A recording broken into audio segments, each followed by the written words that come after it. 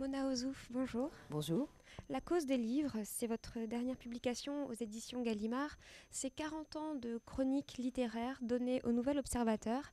Quelles ont été vos émotions à la relecture de ces articles et lorsque vous avez dû les sélectionner et les trier? Ouais, l'émotion est moins de retrouver mes articles que de retrouver les entours.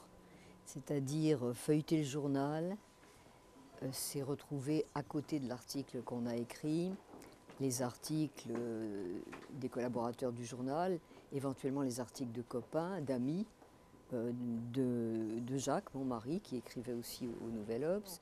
C'est aussi retrouver des photos. Et ça, les photos, par exemple, du comité de rédaction de l'Observateur il y a 40 ans. Il y a des silhouettes qui n'existent plus, qui ont disparu. C'est évidemment un peu différent. Non, c'est vrai que c'est un exercice mélancolique.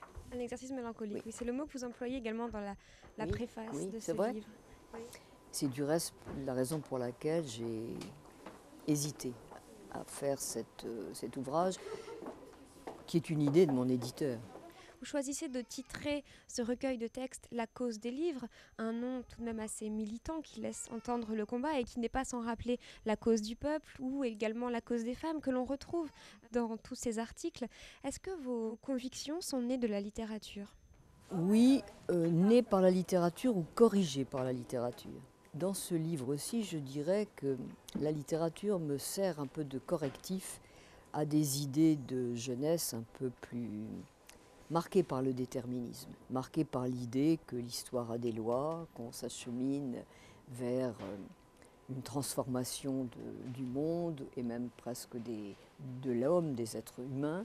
Et au fond, je crois que c'est ce qu'on lit à travers ces articles qui en réalité sont très disparates, mais on se rend compte que ce qui m'intéresse toujours, c'est l'inattendu.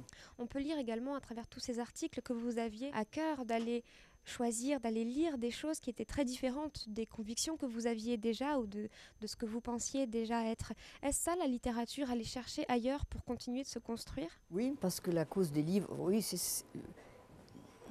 quel est l'intérêt de la littérature? Au fond, c'est quand même de nous consoler de n'avoir qu'une vie à vivre et de nous en faire vivre quantité par sympathie ou procuration.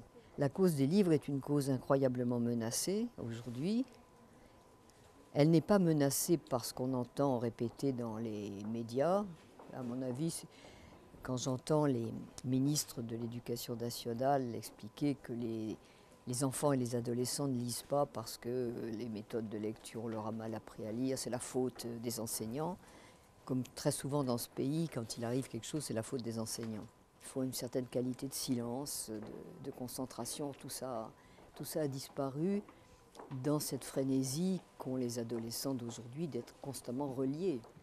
Du reste, j'ai fait très récemment un débat avec quelqu'un dont j'ai oublié le nom, du reste, qui vient de publier un livre sur la lecture numérique. Et j'ai été très étonnée pendant tout l'entretien de voir qu'il utilisait le mot lire exactement comme il aurait utilisé le mot consulter. Mais lire, c'est s'approprier un texte, c'est le faire sien. Et ça demande silence, solitude, lenteur, des tas de biens qui ne nous sont plus tellement prodigués, je crois. Et vous parliez du numérique tout à l'heure et d'Internet.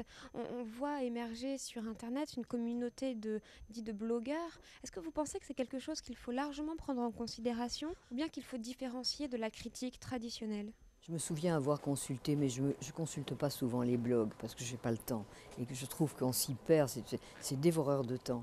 Mais par exemple, je ne sais pas s'il le fait toujours, quand Frédéric Fernet avait ouvert son blog, quand son émission qui s'appelait, je ne sais pas si vous vous souvenez, Le Bateau Livre, qui était une des meilleures émissions littéraires françaises, de très loin, lorsqu'on a mis fin à son émission pour des raisons d'audience, il a ouvert un blog. Je l'ai lu pendant quelque temps et c'était épatant.